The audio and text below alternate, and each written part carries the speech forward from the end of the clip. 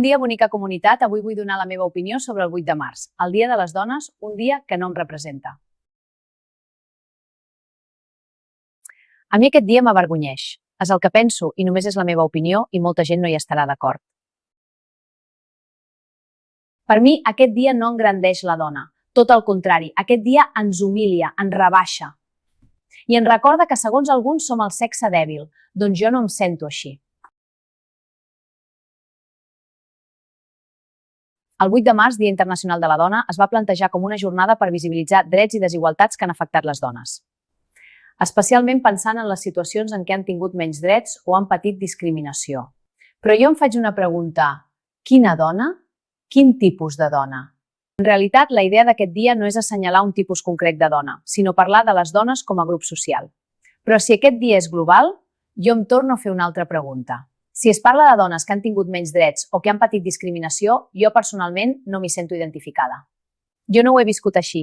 He vist dones estudiar, treballar, tirar endavant famílies, negocis, professions. Dones fortes, dones valentes, dones capaces, fora i dintre de l'àmbit familiar.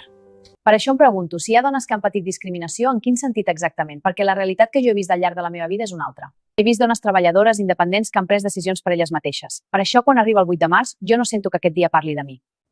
I després hi ha una altra cosa que també s'ha de dir. Moltes vegades, quan es parla de dones que pateixen dins d'una relació, es presenta com si fos un problema només de dones, i jo no ho veig així. Quan una persona queda atrapada en una relació tòxica, moltes vegades és per dependència emocional, per por o per una situació personal complicada. Però això pot passar tant a una dona com a un home. Les relacions tòxiques no entenen de sexes.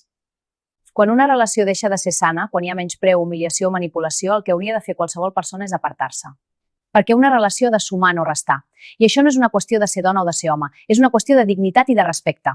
Quan en una relació de parella ja t'han aixecat la veu, vigila, no esperis que t'aixequin la mà.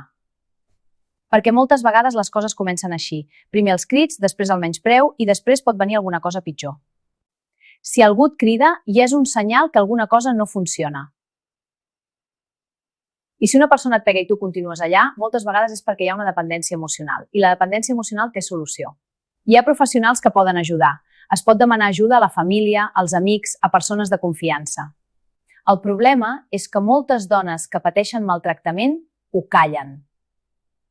S'ho guarden, no ho expliquen, no denuncien, i aquest és el veritable problema. I ara ja anem cap al final. El Dia de la Dona s'ha convertit en un circ, en una performance ridícula de dones feministes, perquè el feminisme no és això. Això és degradació, no representa igualtat ni representa les dones. Deixeu als comentaris si amb tu et representa com a dona, m'agradaria saber la teva opinió. Fins demà, amics!